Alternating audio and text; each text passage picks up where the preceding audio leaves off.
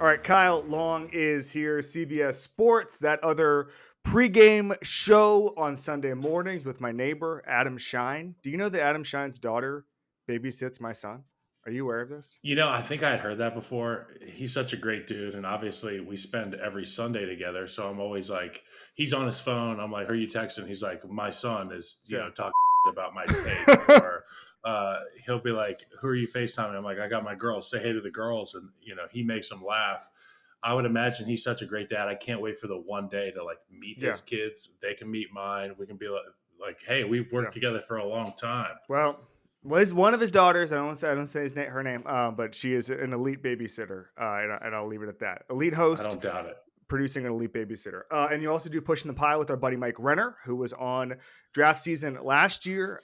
He was in Orlando recording at the time, ready to play some golf. So he's my kind of guy. We'll have him on again this draft season. But what's going on, man? How do you like these playoffs? Dude, I love it. I mean, it's nice to see some of these winter weather games. It's nice to see the priority being take care of the football. Obviously, Kansas City has done it time and time again where they've showed up and maybe not been the sexier team on film or in terms of Yeah. scheme, but Patrick's going to take care of the ball. I don't care how many receivers don't get a catch in the Kansas City Chiefs game plan. I just don't give a because 87's out there somewhere. And you could kind of feel it with that 24 Yeah. day rest period and all the doubters. I'm like, hey, look, you can doubt the other guys on the team, but I promise you 87 is going to be ready. Just take a look at 100%. his track record in the playoffs. These two, Patrick and Yeah. Travis, have done it time and time again. It's just like, come on, how could you not see a clean game going for those guys? 100%. We're going to get to Kelsey a little bit later. I want to start here, though. The Ravens, we're recording this on Monday around lunchtime. The Ravens played a game last night that was uncharacteristic in how they played it. Mark Andrews hadn't dropped a pass since week 6. He hadn't fumbled since 2019, but characteristic in the sense that it's January and Ravens fans are all bummed out and they're giving a press conference about what they can do better next year and how they have to get back to work. And they didn't reach the mountaintop. I'll put it to you. For me, I always have a problem because I didn't play the game at a high level to say, oh, the pressure got to them. Or, oh, and the other thing, and this is not what I would do, but like, you know, are they giving 100%, whatever. Like, I'm never going to judge that because I didn't play the game and it's hard for me to do that. People say like a couple weeks ago with Patrick Queen, oh, we made a business decision. I don't know. You try tackling Derrick Henry. I don't know if he's a business decision or not. I didn't play the game. But when you're talking about executing at the highest level in the playoffs, you've played the game for a long time. Is there something different the Ravens do in the playoffs? Do you watch the Ravens and say, oh, the moment is actually getting to Just like you saying you don't want to be the one that makes these blanket statements about a team being ready, a team being not ready for the winter weather, the big moment. But look, at the end of the day, there are a few teams and rosters that you can say can handle them? the big moment. And I think you know what? There's honestly only one Yeah. really that's out there right now that you feel confident in, week out when it comes to these big time games, and that's the Kansas City Yeah. Chiefs. The rest of the teams are, first loser, second place, first loser. They're just trying to figure out how to get to the top. And you heard Josh talk Yeah. about it after the game. He's like, regardless of what's happened, we have to go to be better than them. We have to beat them Yeah. in one of these games. And I think the same onus is felt and is put on Lamar Jackson and Derrick Henry and John Harbaugh and you name Yeah. it. Every single one of these teams, Nick Sirianni, Jalen Hurts feels the pressure as well. But for Lamar Jackson and the Baltimore Ravens, it's really a shame because it comes down to less than a handful of plays that you'd like to have back. Obviously, the deep out that should have been Yep. a fly route, that miscommunication cost them a possession. You get Lamar Jackson, bad Yep. snap, great play to get the ball, scrambles around. You think he's going to do something Lamar-esque. And, ironically enough, he does do something Lamar-esque. He fumbles the football. Von Miller runs out of gas. They don't turn that into 6 points off the bat. And then on the 2 point, but I don't want to take Right. anything away from Lamar No. Jackson because in the biggest moment, when he needed to take his team down the field with 3.5 minutes left, one timeout in Yeah. Buffalo, back against the wall, he does it. He gets down the field. The offensive line protects tremendously. He's able to deliver a strike for a touchdown. And then John Harbaugh almost hits him with the hurry up, and they go the Q8 Mhm. special, which is, Q8, quarterback's going right, everybody's going right, and Mark Andrews is open. And that strange combination of going towards the sideline and hands Yeah. going back towards the middle of the field, the pressure of the moment, whatever you want it to call it, the Ravens don't get it done. And Josh Allen takes care of the football, and the Buffalo Bills survive against a team that, quite frankly, beat the shit out of them Yep. earlier on in the season. And I want to, hammer home some of the things that Romo was talking about as it pertains to that linebacking core. You're going to stay on schedule with a guy like Derrick Henry in the running game. You're going to be able to get 3.5, 4 yards by nature of who he is. You start hitting those home runs late in the game because you wear down the defenders. One guy you're not going to wear down is Matt Yeah. Milano. And the will of the Buffalo Bills is unbent, unbroken. And then when I think about like a team like Philly, they're built through their Yeah. offensive line to stay on schedule on first and second down by nature of who they have at the tackle position, both guard positions, and the hand-picked substitute for Jason Kelce and Cam Hmm. Jurgens. Then they add Saquon Barkley, and it becomes a fireworks show every single time that you get four guys blocked up. And um, you got to give credit to the Buffalo Bills for keeping the cap on Derrick Henry and making sure the fireworks were subdued. Real quick, Matt Milano story. So he's from Orlando, and if anybody's from Orlando, like I am, I gotta ask if they're a Magic fan. But I've never been around Matt Milano. I've been to Buffalo a million times, so just never put an interview request for him. So I got a buddy who's in the front office there, and I go, "Hey, is Matt Milano a Magic fan?" And he goes, "Brother, I don't think Matt Milano likes anything. He just wants to play football." And I was like, "That's what I want. That's a linebacker story to me. It's like he doesn't like anything. Yeah. He just wants to hit people." Yeah, and it's funny because when I was first getting introduced to Matt Milano, the football player, in the last few years, Chris, my Yeah. older brother, is a massive fan of Matt Milano, and he raves about him all the time. I forget how this came up, but he was essentially like, "When my oldest son Waylon is ready to start learning football, I'm just going to show him Matt Milano highlights, regardless of what position Waylon wants to end up playing. This is." The enthusiasm and the violence with which you play the game. That's a man. Teach tape for Waylon Long. Literally teach tape. All right, a couple more things on the playoffs here.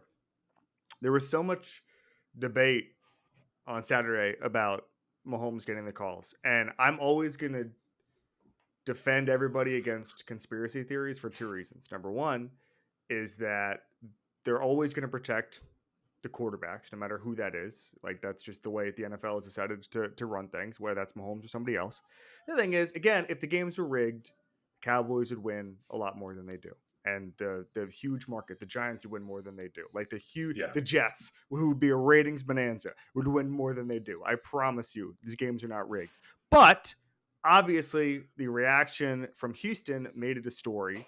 Um, if someone says to you, and I'll just say it now, if someone says, "Oh, respond," as someone who's been around the team, respond to the allegations that the Chiefs get all the calls, you say what?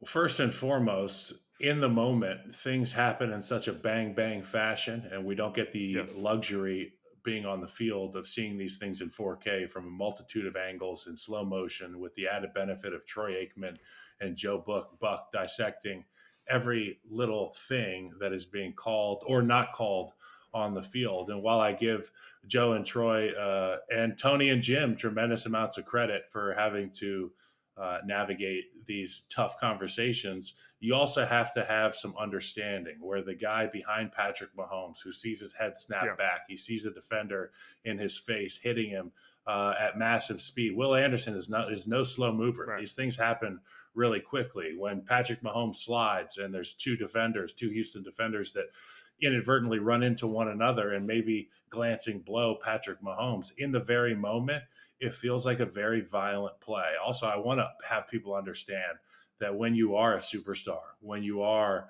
anointed as the king of the NFL, as Patrick Mahomes is, and as Tom Brady was, and as a guy like Michael Jordan Yeah. was at the United Center, you get the added benefit of the flags come Yep. out. You talk about the Cowboys and the Giants should win games if it was rigged. I'm not saying it is rigged for certain players, but it definitely helps everybody to have a Patrick Mahomes on the field and taken care of. And, when people say, well, the same calls aren't given to Jayden Daniels, Lamar Jackson, Justin Fields, Caleb Williams, to name a few names that I've heard this about. With all due respect to them, they're not Patrick Mahomes, and they're not playing the same style of game. And while Patrick does have an uptick in rushing in the playoffs, that's not his game throughout the regular season. If you hit a guy like that, you have to understand that you're hitting a quarterback. In my opinion, when Lamar Jackson's taken off 15 times a game, he does become that hybrid athlete. And there definitely is a different set of rules at play. Yeah, I mean, my only thing on this, and we don't need to get you down too deep in the weeds, is I would not have done what he did with the kind of the flop thing at the sideline. Oh, the flopping. Well, hey, you know what?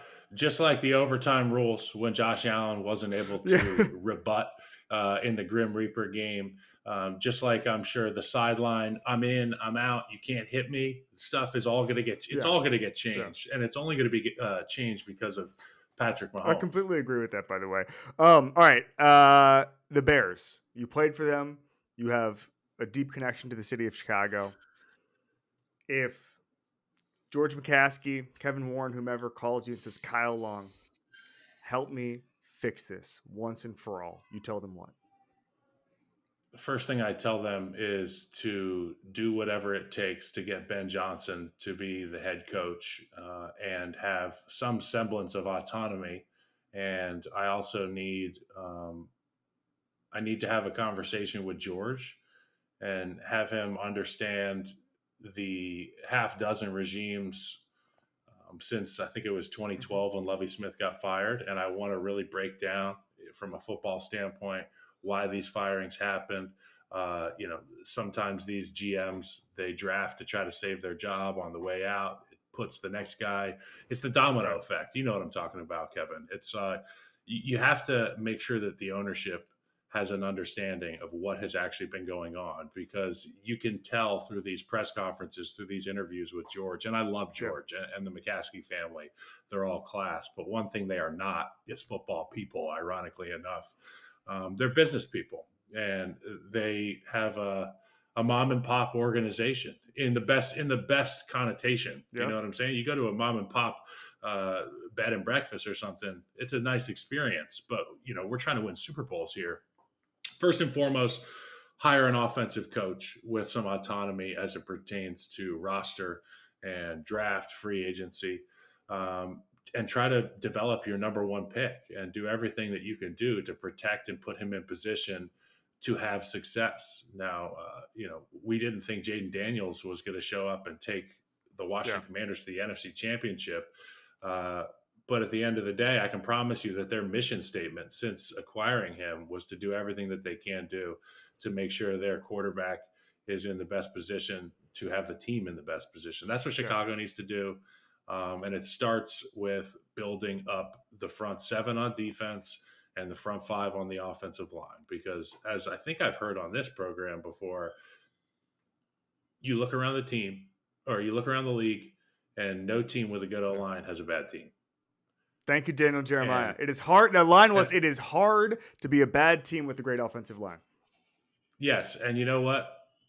His Twitter handle has moved the sticks, He and gets it. the bigger and the nastier and the your roster is, the more you can move the sticks. I've always loved Daniel Jeremiah. He's the man. He's the man. I know this is an insane question.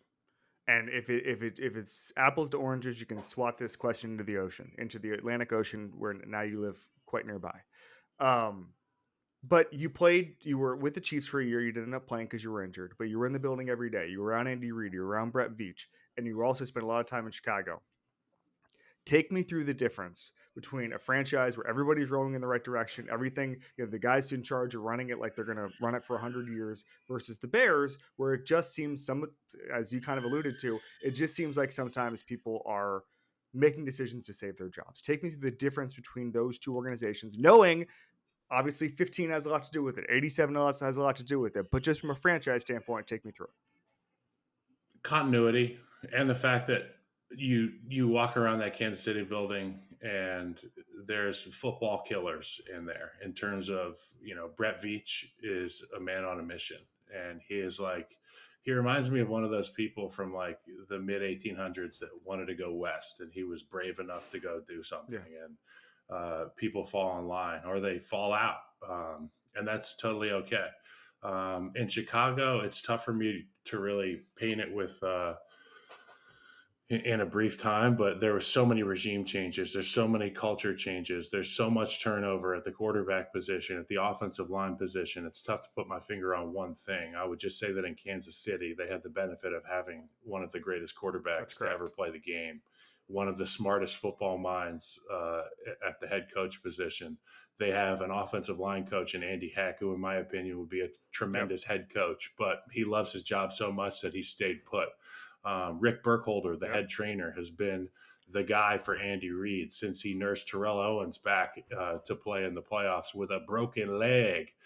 He put the team on his back. Rick Burkholder is essentially like an assistant GM. These guys trust one another. There's nobody doing backdoor in Kansas City. It feels like they're all on the same page. And one thing that you notice, Travis Kelce dates probably the most famous human being on the planet outside of political figures.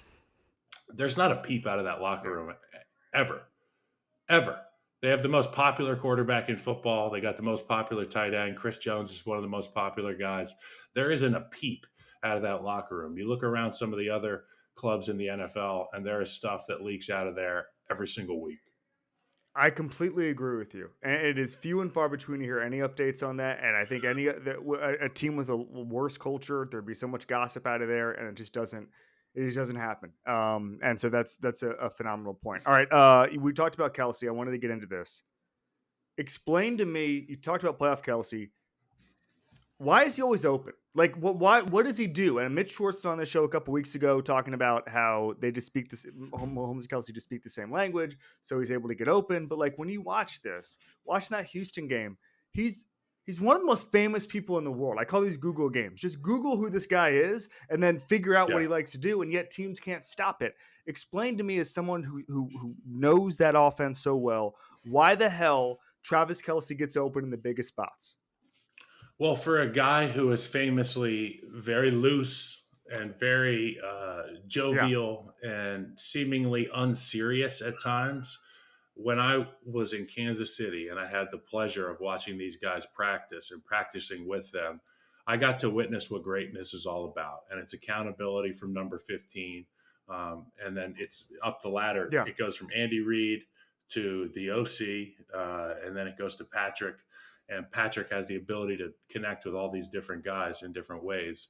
But during practice, when the one offense isn't on the field, every single practice without fail, Travis Kelce would go on the other field where the kickers work for about 10 to 15 minutes, and he would walk through. Sometimes I'd see him over there with his eyes closed at like maybe a quarter speed, going through his routes, getting different situations for, let's say, a wide Yeah. choice route, working through his footwork. And obviously, the routes change depending on coverage. So you can Yeah. see him working through the subtle differences in his releases, in his breaks, where he's putting the stop on. So he takes that portion of the mental game, pairs it with technique with his feet. His feet are great. He may not be the fastest guy in the world anymore, but we've all seen that 50-year-old at the Yeah. YMCA who's got a couple post moves that he can just hit 100 times a game. And everybody's like, hey, dude, what? That's Travis. But the thing is, he takes that and he brings it back to the live periods, and you watch him work this stuff, and he incrementally steps it up and ramps it up until Sunday. And then what we see on Sunday is a guy who makes it look easy time and time again. But I can promise you, he's put the work in both mentally and physically. Wow. I never heard that. That's awesome. No, I mean that's the thing. It's just it takes forget what it's called. It's He's by yeah. himself. There's no assistant coach with him. There's nobody with a bag. There's nobody. He's just over there in his own little world, and I guess it's a form of meditation, visualization, all the Asians. Travis does them, and I guess that's why he can stay grounded through all that is Travis Kelce's life. Wow. I never heard that before. Hey, Jayden Daniels, like this is unbelievable stuff, and I don't like to come in, change a culture like that, and to have that much success to be in the NFC Championship game with a team that I mean, like I believe they had the second longest NFC Championship drought, only to the Cowboys, or sorry, the longest. Excuse me. Now the Cowboys have the first. Wow. Yeah, exactly. Cowboys. Oof. But just like take me through how hard it is to have success as a rookie quarterback and to have this. And like, there's extenuating circumstances. He played a lot of college football. He obviously had the COVID year. He was in the portal, so he played a bunch of different offensive styles. Like, he's not a normal prospect like a Drake May, but he's still like to come in and change a culture this quickly, to change a franchise. I mean, it's what people thought Caleb Williams was going to be. Like, how hard is this, and what have you noticed? I've noticed that he's a guy that is a 20-year vet between the ears. He has what Orlovsky described in the pre-draft process as pocket Yeah, peace, which I really feel like is, with all of the positives that he has, his deep ball, his ability to run, his understanding of leveraging second level defenders when running the football. It's the thing that stands out to most is he is cool as a yep, cucumber. And I got a couple buddies who are on that offensive line, Nick Allegretti, Andrew Wiley. Shout out to my boys. They've been kicking ass all year. They're going to the NFC Championship. I'm so freaking stoked for those guys because you think you leave Kansas yeah, City and the party's yep, over. But the party has just begun, seemingly, for these guys because they hitched onto a damn good wagon. I texted Nick Allegretti early in the season. And I was like, "What?" Because I'm a yeah, Bears yeah. fan, Of course. and I read all the Twitter about Caleb and Jayden, and you guys got the wrong guy. And I think both teams probably got the right guy. We were never in a position to win this year as the Bears. But for Jayden Daniels, I texted Nick and I said, "What's the deal?" And he said, "This guy five." First off, he said, "This guy five."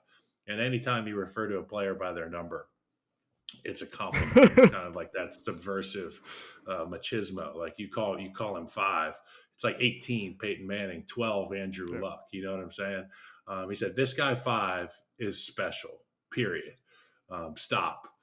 And you watch him play. You watch the way that the defense has elevated their play. Dan Quinn has instilled belief in this team, and the catalyst for that belief has been like, "Oh yeah, you don't believe me? Watch this sucker we got at quarterback." And from the very beginning, it's been foot to the gas Yep. pedal. And you wonder when he was going to hit the rookie wall. He didn't. He scaled it, and he ascended even higher in the performance category. So it's the defense stepping up. It's the offensive line understanding that they have greatness behind them. And that extra second of blocking can thrust your offense into a highlight level play. I mean, the Hail Mary against Chicago Bears was unbelievable. The Michael Penix versus Jayden Daniels battle in prime time was remarkable. It's not one I'll soon forget. It just feels like time after time the guy makes plays, and it's so much fun to watch. But it starts with between the ears. The dude is mature. He was experienced in college. He was asked to leave at Arizona State. Yep. Essentially, they emptied his locker out. I can't imagine what that does to a psyche for a young man trying to play quarterback for a living. And we can see that he turned it into a positive. Nuts and bolts football before some of the fun stuff. This Chiefs Bills game, like this is our generation's like Cowboys Niners. And you just think about that. And when I was growing up, that seemed like the biggest game in the world. And I barely knew what football was. And it's like all of America gets hyped for Cowboys Niners. Now we have this. If the Bills win, I understand the Chiefs path to victory, which is they just do the things the Chiefs do every single week. If the Bills are able to pull the upset, it's because they did what? If the Bills are able to pull the upset, it's because they controlled the line of scrimmage on offense. Aaron Cromer's offensive line has been the unsung heroes of this football team all season long. And how do you how do you beat, how do you win a Yeah. boss fight? You got to cut the head off the dragon, and that dragon defensively for the Kansas City Chiefs, the what is it? The spoon that stirs the pot is Chris Yeah. Jones, and you attack him with double teams. You have to get after his ass, and you have to have a plan for him in the pass protection game because he will ruin your game. He will take your game plan, crumple it Yeah. up, throw it in the ground. Obviously, you got to find a way to get Patrick to make a Mm-hmm. mistake, and that's seemingly impossible to do. So the chips are stacked against this Buffalo Bills team, but I think if you can control the pace of the game, limit possessions from the Kansas City Chiefs by establishing that run game, getting multiple backs involved, spelling James Cook, getting Ray Davis involved, and then Josh Allen keepers. I mean, what are we saving up for? If not now, then never. It was the second half yesterday. I tweeted the way that the Bills win this game is let him carry the Yeah. football, and it's a unique superpower that the Bills have to get a +1 in blocking schemes. Use it. Get those big guys pulling. Try to punish those linebackers. They're not all Leo Chenal size. Drew Tranquil, Nick Bolton. These are not giant guys. While they're tough and they're tenacious and they play hard, I'll tell you what, big truck beats little truck mostly every time. Yeah, that's a good plan. I just don't know if it's going to happen there. I think the Chiefs are going to win. All right, let's do the fun stuff. All right, so last year for badasses, you gave us Justin Smith and Ndamukong Suh. Give me another badass, a teammate. Let's do teammate.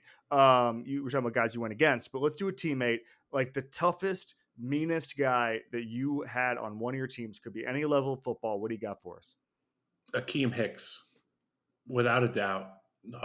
When you say toughest, meanest, I say Akeem Hicks almost immediately.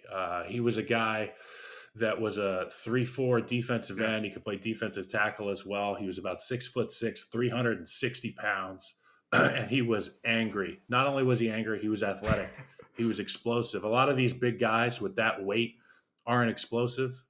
They kind of sludge into you. Akeem Hicks was violent. He was trying to eat your soul every single play. And I played against him when he was in New Orleans, and he didn't wear gloves, and he was just out, like, he just put on his shoulder pads and his pants. He just went out there and played, and he didn't care where the ball was. He was just trying to me up every single play.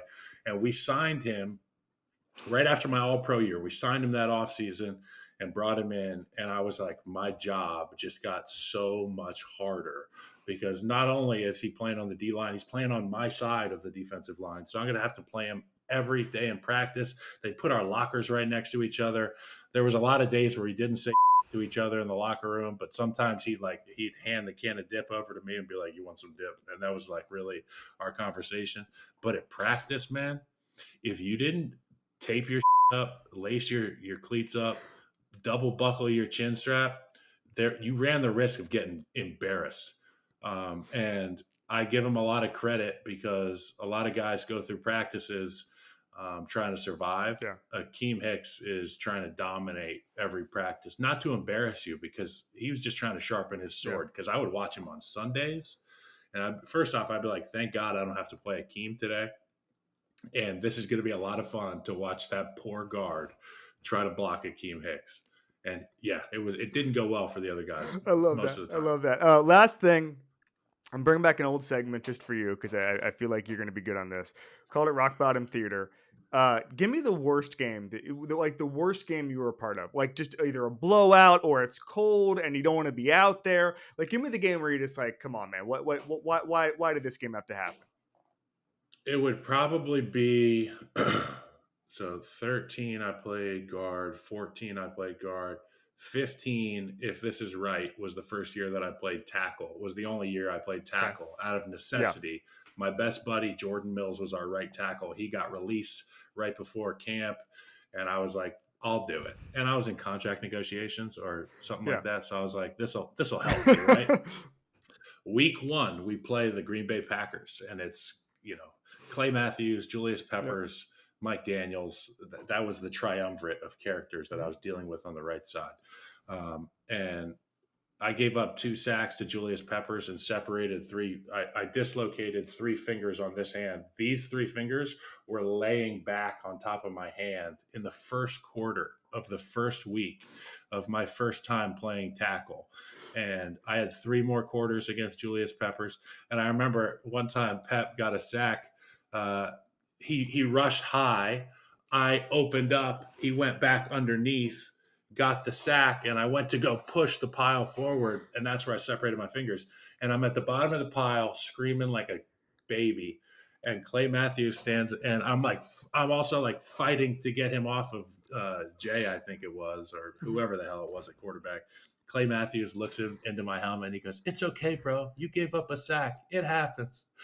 I will Oh never no! forget that face looking at me and saying that. Oh And I was no! so pissed that was my rock bottom game, Oh probably. my God! Fake consoled by Clay Matthews. Fake console. And the hair was like out of the helmet facing down because he was right over me. It was like a Hitchcock shot. Oh Lord. Okay. Well, how are the hands now? They're Yeah. good. It's funny because the left hand has all the jacked up Yeah. fingers.